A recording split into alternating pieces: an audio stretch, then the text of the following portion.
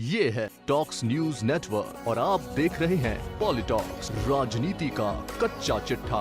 पश्चिम बंगाल में क्या अब आम चुनाव की तैयारियों ने जोर पकड़ लिया है, जिसके चलते आजकल लगातार बड़े सियासी अपडेट हो रहे हैं। ऐसा लग रहा है कि बंगाल में ममता बनर्जी और बीजेपी ने अभी से अगले लोकसभा चुनावों की तैयारियों के लिए कमर कसी है। प्रधानमंत्री नरेंद्र मोदी ने जहां अपने नए मंत्रिमंडल में 4 मंत्रियों को पश्चिम बंगाल से शामिल कर इस बात का इशारा किया, तो वहीं ममता बनर्जी ने पूर्व क्रिकेटर सौरव गांगुली के घर जाकर उन्हें जन्मदिन की बधाई दी और लंबी मंत्रणा भी की। गांगुली परिवार के साथ ममता की ये मुलाकात सियासी अटकलों को तेज कर गई है। हालांकि आपको बता दें कि पीएम मोदी ने बंगाल से आने वाले बाबुल सुप्रियो और देबोश्री को परफॉर्मेंस के आधार पर विदाई भी दी है।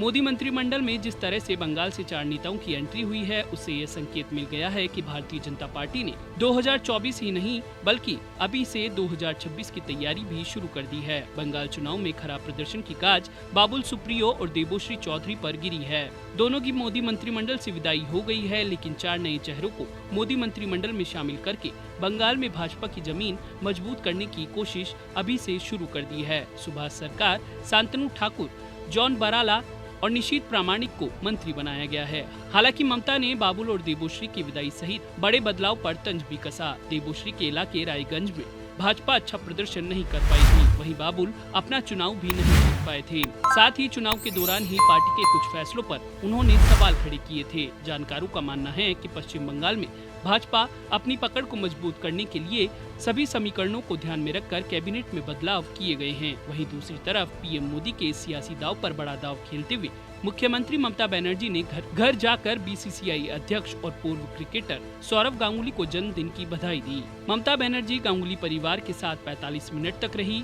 तृणमूल कांग्रेस प्रमुख को गुरुवार दोपहर में गांगुली के आवास पर पहुंचने के बाद उन्हें गुलदस्ता देते देखा गया। मीडिया रिपोर्ट्स की माने तो सौरव ने लौटते समय ममता को एक साड़ी भेंट की। अपनी आक्रामक कप्तानी और बल्लेबाजी के लिए मशहूर रहे गांगुली इस वक्त बीसीसीआई की बागडोर संभाल रहे हैं। अब इस मुलाकात से सियासी अटकलें तेज हुई हैं। बंगाल में ममता और गांगुली के बीच बेहद अच्छे संबंध हैं। इस साल जनवरी में जब सौरव गांगुली को हार्ट अटैक हुआ था, तब ममता उनका हालचाल लेने अस्पताल भी गई थी। गांगुली को बंगाल क्रिकेट संघ का अध्यक्ष बनाने में भी ममता की बड़ी भूमिका रही।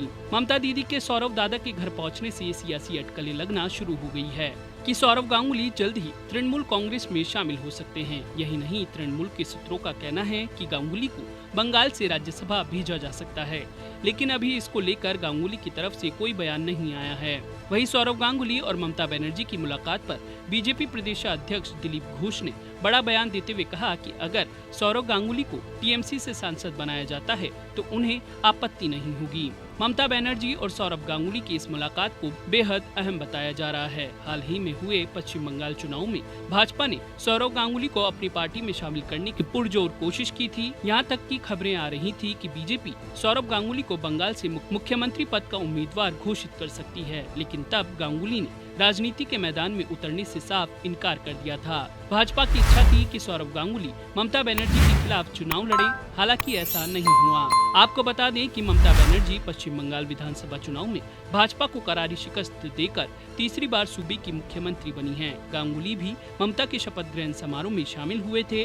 उसके बाद से ही गांगुली के तृणमूल कांग्रेस में शामिल होने की अटकलें लगने लगी थी। हालांकि राजनीति में कब क्या हो जाए कुछ कहा नहीं जा सकता।